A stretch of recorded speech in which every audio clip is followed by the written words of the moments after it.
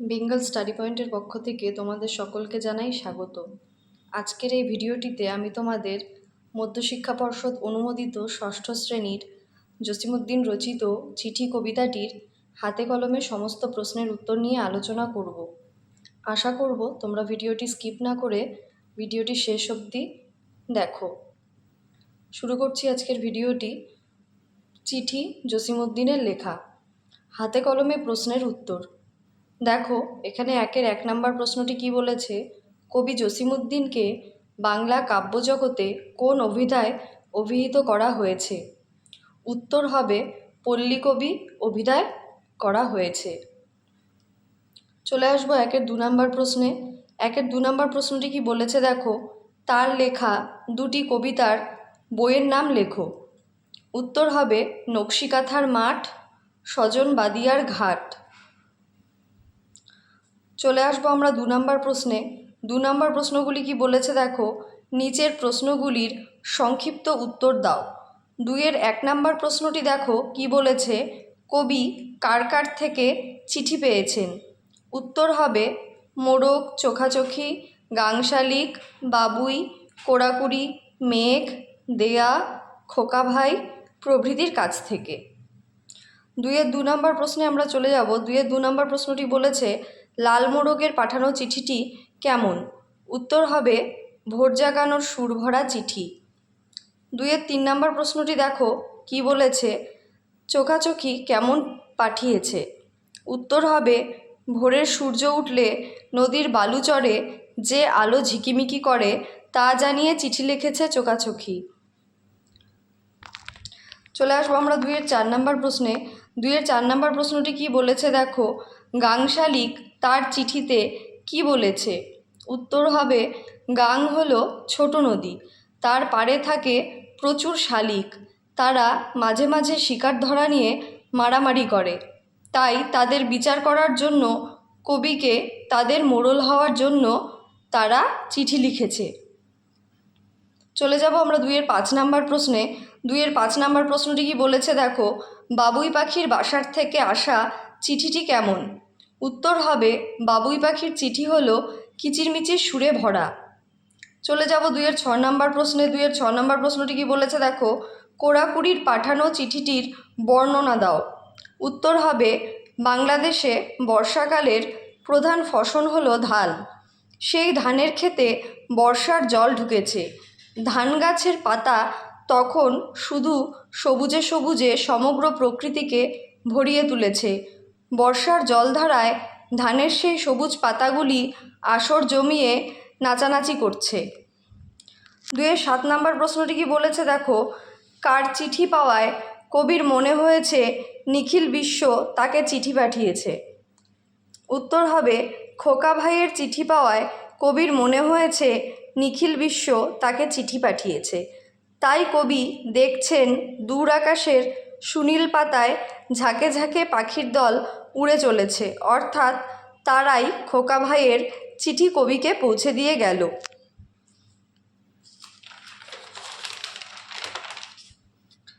8 নম্বর প্রশ্নটি কি বলেছে দেখো, এই কবিতায় কোন ঋতুর প্রসঙ্গ রয়েছে? উত্তর হবে এই কবিতায় এসেছে মূলত বর্ষা ঋতুর প্রসঙ্গ, কিন্তু খোকা ভাইয়ের চিঠি পড়ে কবির মনে হয়েছে যেন চিঠিটি তাকে শীতের রোদের মিঠে আমেজ দিয়েছে। 9 নম্বর প্রশ্ন, কবিতায় অন্য ঋতুর পটভূমি সত্ত্বেও খোকা ভাইয়ের চিঠির লেখনখানি শীতের ভোরের রোদের মতো মিঠে মনে হওয়ার তাৎপর্য বুঝিয়ে দাও। উত্তর হবে চিঠি প্রায় সকলকেই কম বেশি পড়তে হয়, নানান জনের চিঠির আস্বাদ নানান রকম। প্রথম থেকে কবিতাটিতে কবি শুধু বর্ষাকালের প্রাকৃতিক রূপের বর্ণনা দিয়েছেন। বর্ষার বৈচিত্র্যময় রূপ নিশ্চয়ই আনন্দ দেয় সকলকেই, কিন্তু বর্ষা মানুষকে প্রায় গৃহবন্দী করে রাখে বলে মাঝে মাঝে বিরক্ত হতে হয়। তাই কবি খোকা ভাইয়ের চিঠিতে শীতকালীন রোদের মিঠে আমেজ অনুভব করেছেন।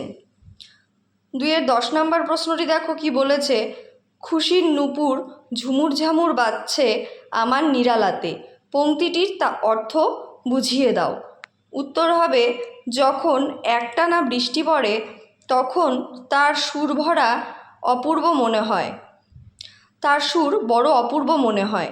নর্তকী যেমন নাচলে তার পায়ের নূপুর এক অপূর্ব লহরী তোলে, তেমনি বর্ষায় বৃষ্টি পতনের সুর আমাদের মনে আনন্দের অপূর্ব অনুভূতি এনে দেয়।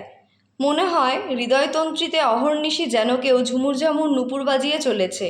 বর্ষা বড় বৈচিত্র্যময়ী। এই বৃষ্টি, এই রোদ্দুর, কখনো বা রোদ আর বৃষ্টির খেলা চলে। তারই মাঝে প্রকৃতির বুকে নিরালায় কবি যখন বসে থাকেন তখন তার কানে ধ্বনিত হয় বর্ষার বাড়ি বর্ষণের খুশির নূপুরের ঝুমুরঝামুর ধ্বনি। 3 নম্বর প্রশ্ন কি বলেছে দেখো, কবিতা থেকে এমন 3টি শব্দ খুঁজে বের করো যা কোনো ধ্বনির অনুকরণে তৈরি। একটি উদাহরণ দেওয়া হলো, যেমন কলকল।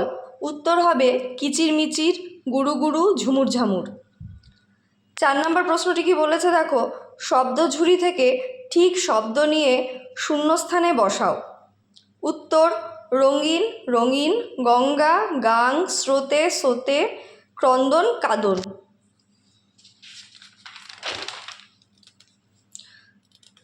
5 নম্বর প্রশ্নটি কি বলেছে দেখো, ঢেউয়ে ঢেউয়ে। এখানে ঢেউয়ে শব্দটি পরপর দুবার ব্যবহার হওয়ার অর্থ দাঁড়িয়েছে অজস্র ঢেউয়ে, অর্থাৎ একই শব্দ পরপর দুবার ব্যবহারে বহুবচনের ভাব তৈরি হয়েছে।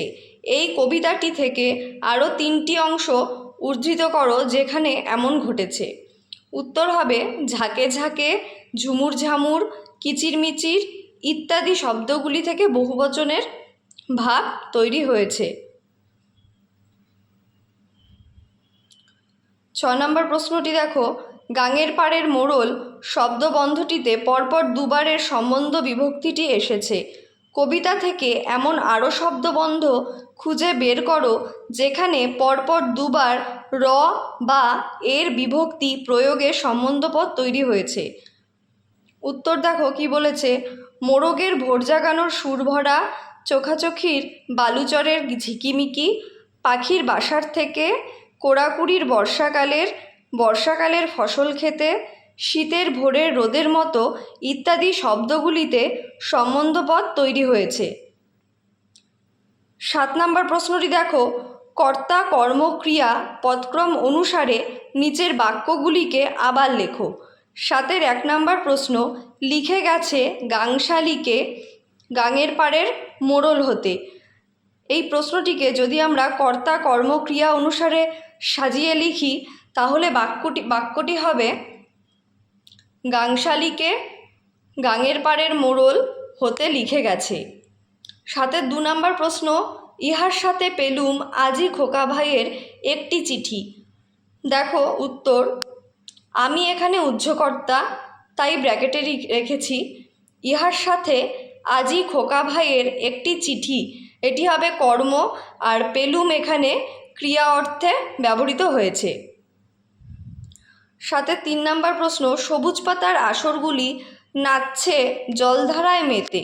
উত্তর হবে সবুজ পাতায় আসরগুলি কর্তা, জলধারায় কর্ম, নাচছে মেতে, এটি হলো ক্রিয়া। উদাস বাতাস আছড়ে বলে কে যেন বা চাইছে কাকে। উত্তর হবে উদাস বাতাস এখানে কর্তা, কে যেন বা চাইছে কাকে এখানে কর্ম অর্থে ব্যবহৃত হয়েছে, আছড়ে বলে এটি হলো ক্রিয়া। 7-এর 5 নম্বর প্রশ্ন, শীতের ভোরের রোদের মতো লেখনখানি লাগছে মিঠি। উত্তর, লেখনখানি এখানে কর্তা, শীতের ভোরের রোদের মতো মিঠি এখানে কর্ম, লাগছে হলো ক্রিয়া। 8 নম্বরের প্রশ্নটি কি বলেছে দেখো, নিচের বাক্যগুলিকে ভেঙে 2টি বাক্যে পরিণত করো। 8-এর 1 নম্বর প্রশ্নটি দেখো, চিঠি পেলুম লাল মোরগের ভোর জাগানোর সুর ভরা। উত্তর, চিঠি পেলুম লাল মোরগের ভোর জাগানোর সুর ভরা, ব্র্যাকেটে চিঠি।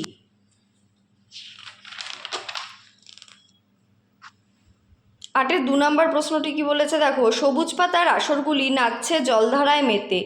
উত্তর, সবুজ পাতার আসরগুলি নাচছে জলধারায় মেতে, ব্র্যাকেটে তারা নাচছে। 8-এর 3 নম্বর প্রশ্নটি দেখো, শীতের ভোরে রোদের মতো লেখনখানি লাগছে মিঠি। শীতের ভোরে রোদ মিঠি, সেই রকম লেখনখানি লাগছে মিঠি। আকাশ জুড়ে, পরের প্রশ্নটি দেখো 8-এর 4 নম্বর প্রশ্নটি, আকাশ জুড়ে মেঘের কাঁদন গুরু গুরু দেওয়ার ডাকে। উত্তর হবে আকাশ জুড়ে মেঘের কাঁদন, ব্র্যাকেটে শোনা যাচ্ছে গুরু গুরু দেওয়ার ডাকে, ব্র্যাকেটে হবে মাধ্যমে শোনা যাচ্ছে।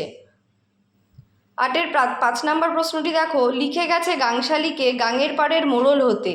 উত্তর হবে লিখে গেছে গাংশালীকে গাঙের পাড়ের মোড়ল হতে, লিখে গেছে। 9 নম্বর প্রশ্ন দেখো, নিচের প্রশ্নগুলির উত্তর নিজের ভাষায় লেখো। 9-এর 1 নম্বর প্রশ্নটি কি বলেছে দেখো, কবি প্রকৃতির কোন কোন প্রতিনিধির কাছ থেকে কেমন সমস্ত চিঠি পেয়েছিলেন বিশদে লেখো। উত্তর হবে, আমি এখানে পয়েন্টে লিখেছি দেখো, 1 নাম্বার, কবি লালমোরগের ভোর জাগানো সুর ভরা চিঠি পেলেন, তার চিঠি যেন উষার প্রথম আলোয় রঙিন। 2 নাম্বার, চোখাচোখির চিঠি পেলেন যেখানে বালুচরের ঝিকিমিকিতে ঢেউয়ে ঢেউয়ে বর্ষা কত কিছু লিখে গেছে। গাংশালিকের চিঠিতে কবিকে গাঙের পাড়ের মোড়ল হবার কথা লিখেছে। 3 নাম্বার, বাবুই পাখির বাসা থেকে কবি যেন চিঠি পেলেন, তা ধানের তালের পাতায় বুনট নকশা কাটা। 4 নাম্বার, কোড়াকুড়ির চিঠিতে বর্ষাকালের ফসল ক্ষেতের সবুজ পাতায় আসরগুলি জলধারায় মেতে নাচছে তা জানিয়েছে। আকাশ জুড়ে মেঘের গুরু গুরু ডাক শুনে কবির মনে হলো তাকে যেন আজ প্রকৃতি ডাকছে। প্রকৃতির প্রতিনিধিদের ডাকে কবি একেবারে দিশেহারা। 9-এর 2 নম্বর প্রশ্নটি দেখো, খোকা ভাইয়ের চিঠির প্রসঙ্গে কবি যে সমস্ত উপমা ও তুলনাবাচক শব্দ ব্যবহার করেছেন তাদের ব্যবহারের সার্থকতা বুঝিয়ে দাও। উত্তর হবে, কবি খোকা ভাইয়ের চিঠি পেয়ে খুবই আনন্দিত হয়ে পড়েছেন। তার ভাইয়ের হাতে লেখা চিঠিটা যেন পাখিদের সমবেত কলধ্বনির ন্যায় বোধ হচ্ছে। কবি নানাবিধ উপমা তার দ্বারা তার ভাইয়ের লেখা চিঠিখানিকে উপমিত করেছেন।